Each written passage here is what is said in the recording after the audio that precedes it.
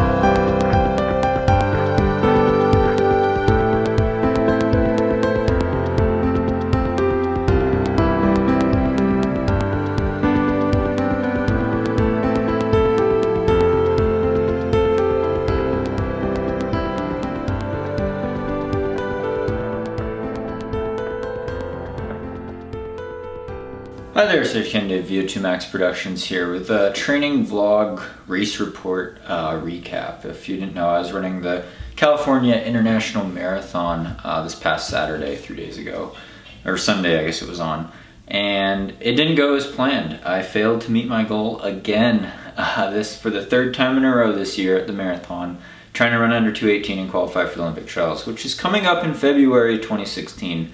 And I have until January 17th to hit that time. I was really banking on this one. I sacrificed not running the North Face 50-mile endurance ultra marathon trail championships that I love doing at this time of the year. It was on the same weekend. And yeah, I'll just go through a blow-by-blow of how the race played out a little bit, get some details in, and then I'll go into why I think that happened. All right, so the race started out, it wasn't perfect conditions. They weren't bad though. It did rain a bit right before the start and we got all wet, and it rained I think for the first 5 miles or so. It was kind of rainy. The roads were a little slick and wet. I was, kind of slipping, but I was wearing the Cliftons, same shoe I wore at Boston. Boston, the weather conditions were way, way worse. It was a headwind and it was cold and rainy. This was actually pretty good conditions in terms of temperature, not too much wind. There's a little headwind on some sections, but generally it was pretty still, and once we changed direction, it was definitely a fast course. And there's some little rolling hills, but I could see why it's a really fast course, and this is what I chose to do as my fast time trial type of race. And we had this really good pack. The organization there is really great. I had elite fluid bottles. There was a pack of like 30 guys starting out right at the 2:18 pace, trying to go for that OTQ time. We had a pacer. Unfortunately, the first mile was a little off because it was really hard to gauge pace. And the top international guys, there were some guys from Kenya and Eritrea, and some really fast guys, like there were 3 guys who were seated at 2:10, I think. And usually when those top guys go off, they kind of go off, and there's like, oh, there's the lead pack, I'm time trialing this. Because it's hard to beat a 2:10 guy. But they went out really slow, and so we were kind of in the lead, and I was like, man, maybe I should take the lead this first mile, but I didn't know what it was going to be. It ended up being a 5:30, which was 15 seconds per mile too slow. So that was kind of a little discouraging, but it's not deadly. You know, you don't want to be behind pace, but it's better than going out at 5 flat pace, which I did at Boston, but it was downhill at Boston. So we tried to, you know, neutralize it, and eventually by 5 miles in, we were averaging 5:15 pace. It came through in 26:15, about maybe 26:10, which was good. And you know, I was trying to get in, relax, and my legs felt like crap. They were stiff, they were tight. Usually that happens in the marathon. You need to warm up and they loosen up, and then eventually you start feeling better. That race, they didn't feel better. They were tight and stiff the whole time. My form felt sloppy. Things were just going bad. I was taking in my fluids, taking in my V-Fuel gels, trying to run relaxed with the pack, but wasn't relaxing in the pack very well. If you see a picture that someone I know, Wendy City Productions, took this picture, I'm kind of off the back of the pack, and I'm kind of out in the middle of the street or on the side of the street, trying to run kind of my own pace. But the pack was great to work with, and it was encouraging and inspiring to see all these guys, as well as hearing people cheering our names along the course was really great. Organized really well, and eventually, you know, I was really not feeling good. It's not a good sign when you don't feel good early in a marathon. I've never felt warmed up, and the legs were feeling really stiff and weak. Breathing kind of hard, just trying to hold 5:10 to 5:15 mile pace. So we came through the half. About 6 of us got away, and we were kind of in this little pack of 6 guys, and I was thinking, this is the group that's going to have a shot at an OTQ. The rest of the guys are going to make it. Because I wanted to come through a little under 109 for the half marathon. Not banking on a negative split ever in a half marathon, or in a marathon. But, you know, perfectly even splits are also kind of hard, so you kind of give yourself a little bit of a cushion. You don't want to give yourself a lot of a cushion. So I was thinking, you know, 108.30, 108.40, about what I hit at Boston. Granted, Boston's a bigger downhill in the first half, would be perfect. And we came through about 108.20, 108.23, I think was my official half split, which was great, except it felt really hard. And this pack of guys I was with, right after that we started yo-yoing around, and some miles would feel okay and we'd run a 5:10. I'm like, okay, I could do this. And then some miles would be a 5:15 and I felt like I was straining, and I was like, oh shit, I don't think I could hold this. But we're going about mile 18 is where you start hitting the dreaded bonk type of area, mile 20, and our pack just disintegrates. These pack of 6 guys. One of them was a foreigner, I think he was from Eritrea, and he was running real smooth. He'd come back from the lead pack and was running with us. But the rest of us, I think, were Americans. There might have been a Canadian in there. No, we were all Americans, and it just splintered. And so we're all spread out. And I was running, I tried, you know, to gun it after mile 20. I was hurting pretty bad, still under pace, 1 hour 44 minutes in about at mile 20, which I needed to be under 145, which I was. But I was thinking, gosh, I don't know, this last 10K is everything. Can I even hold pace? Can I, you know, even run 520s? I'll do it. But unfortunately, I started running 520.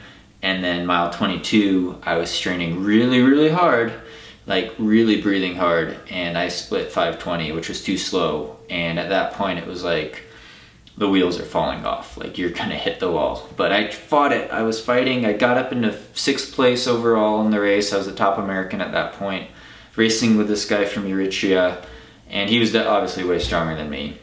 And basically at that point, between mile 22 and 23, I totally blew a gasket.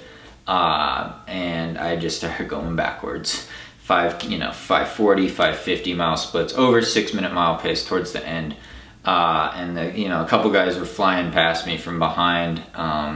Mason Frank ran a really great race. He's top American. He actually had a real close photo finish with that guy from Eritrea, and again ran about 2:18.30. It's a great race, but he was going for that OTQ as well. And so A couple other guys were flying past me at the end. In the last mile, I think I got passed by 2 guys, but I was running over 6-minute mile pace, which was really devastating at that point. But I knew the goal was slipping away. It was really discouraging, and it was really painful.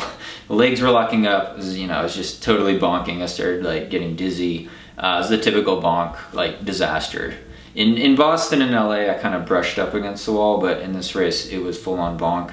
And I know why, which I'll get into in a second here. So I ended up being 10th place, 3rd American, 2:19.52, I believe, was my official time, which is not even close to the 2:18. Well, it was close, but at the same time, it feels so far away, which was really disappointing and really made me think about my training and what I could do in the future, but also how I failed. And it's a tough pill to swallow, because as a coach, you try to make excuses with maybe the weather or the pacing or your nutrition, but honestly, I don't think that was a problem. I think maybe, and it's a tough pill to swallow and admit this as a coach who coaches myself, I will say, I made a mistake in training, and it was a series of mistakes, I guess, over the last couple months that could have led to this feeling of fatigue and not being able to perform at the level that I thought I could.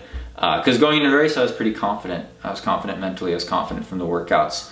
But again, I ran some workouts maybe just a little bit too fast. And if you're 1% overtrained, you're screwed.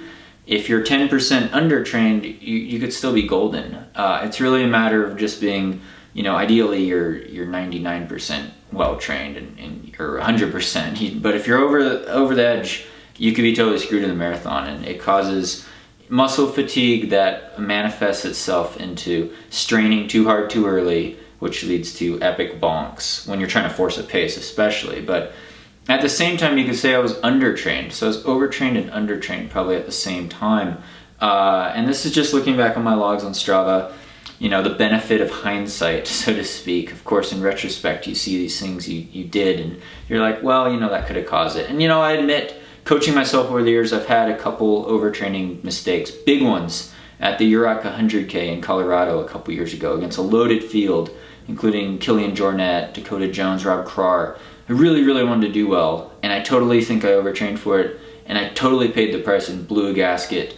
And I knew early on. I had dead legs early on. They never warmed up. I started working really, really hard in the middle of the race and totally just blew a gasket. Because you could take in all the fuel you want, but if you have muscle fatigue, residual muscle fatigue that you haven't shaken from your race or from your training, that's going to really manifest itself into a total disaster meltdown. Now, this race at Cal wasn't a total disaster meltdown, but it was a pretty bad bonk, especially coming off of probably one of my best marathon race ever at Boston. That was a much slower course in much crappier conditions, and I ran 40 seconds faster. So, you look at that and it's like, well, you screwed something up, and it wasn't the course, it wasn't the weather. It wasn't your shoes slipping. They were slipping a little, but everyone was slipping a little. They ran fine. It was probably residual fatigue. And I look at my last workout, the workout we had video. It's like, as a taper workout, you probably ran that a little too fast. Why did I run 5 flat pace when I should have run 5:10 pace or 5:15 pace? You go farther back, and right after racing the Big Sur half marathon, which maybe I shouldn't have done, I thought I needed the leg turnover, but instead of running 120 miles that week and getting in some good long run, I decided to work on the speed. And I got the speed, I got the leg turnover. The half marathon at Big Sur wasn't stellar, but that kind of put me in a little bit of a hole where I decided to do some hill workouts, the NCAR hill reps, downhill, uphill 800s. A little too fast, kind of exhausted the muscle fibers. And then I went straight into doing that mile repeat workout I did also on Strava, 4 by a mile, which I closed in 4:40. Totally unnecessary. I should have run those closer to 5 flat pace. So at the same time, I was kind of undertrained. I didn't have my usual strength that I've had in the last 10K of a marathon. Ever since I started doing ultras, I've had that strength, and I haven't bonked. I've brushed up against the wall. I just didn't have the leg turnover. But this time I really did have enough speed. I came through the half plenty fast, and I just couldn't hold it, especially after mile 22. So that was kind of the problem. Another week at 120 miles a week, another quality 23-mile long run could have worked wonders and allowed me to hold on. But I didn't do that, and I see that now in training, as well as, just doing more long marathon specific sessions instead of tapering for that half marathon, doing some fast 1,000 repeats, doing fast mile repeats, and then ignoring doing an extra set of 2 by, or 5 by 2 miles or something like that, or even trying to bump up from 3 by 5K to 4 by 5K as a marathon pace workout. But you live and you learn, and I've overtrained before races in coaching programs as well. When I ran Boston for the first time, I was running for the Hanson's Brooks Distance Project, and I trained so hard for that race. It was my third marathon at the time, Boston 2010, and perfect conditions. I had run 130 miles a week, average 130 miles a week for 7 weeks straight going into that. Nailed every single workout the Hansons gave me. Came out at Boston, same thing happened. Legs were totally flat, straining. By mile 16, I hit the wall, things were falling apart. I ended up running 2:24 at Boston. That was a big disaster. Another time I overtrained in college. We got excited doing mile repeats about 10 days before regionals. I was running mile repeats in the 4:30 range, 5 by a mile. I didn't average under 4:40, but the last couple ones went in the 4:30s, which is really hard for me. And I came out at regionals that year and was just meltdown after 4 miles in a 10K. Didn't place very well at all that year. So it just goes to show that if you overtrain a little bit, bad things happen in your race. And it's a really fine line, and it's hard to see as a coach who coaches yourself, especially with that kind of bias. I have such bias when I look at my own training, that you do make mistakes sometimes, and that sucks. It's part of the game, though. It's part of the challenge. It's why I like coaching myself now, and it just makes me more determined to try to do better in the future. And that kind of brings me to my next step. I want to keep trying. I want to do this trials thing. If I could recover fast enough and get some training in this holiday season before the Houston Marathon on January 17th, I believe, that is the last possible day to qualify for Olympic trials. And it wouldn't be ideal even if I hit it, but I'm still going to try to hit it because that's the goal. And I don't want to give up on my goal at this point, even though I really miss the mountain ultra trail racing scene and I want to get back into ultras as soon as possible. But 6 weeks till Houston, we're going to try to make it happen, health permitting. Really can't thank you guys enough for all the supportive comments on Instagram, on Twitter, on Facebook, on YouTube here. Thank you so much for the Patreon supporters. I owe you guys a special training talk video as well as more exclusive posts. We'll be uploading more training talks on the YouTube channel for free here as well, so stay tuned for that. Again, congrats to all the finishers out there at Cal International. I know some of you guys were racing that as well, and congrats on your finish. Sorry guys, I missed you at the expo. I didn't show up there, but I really do hope that we could get things together with the training and I could learn from my mistakes, because I really do want to try to make the trials. And if I don't, I gave it my best shot. I didn't plan on racing this many road marathons in a span of 12 months, but it's come down to that, and I think ultimately that balance and speed will help maybe when I move back up to the trail ultra scene and work on different training aspects to optimize race performance, because we're always learning, no matter how much you've been around in the sport or what time you've run in the marathon. It's a learning process. So thanks again for all the support. Be sure to follow along. Congrats to all the women that qualified and got OTQ performances at Cal International. None of the American men did, but a lot of the American women did. So great performances again. Thanks for Sandy for filming those film clips. Check out our channel, Running Wild to Believe, and stay tuned for more VO2 Max Productions.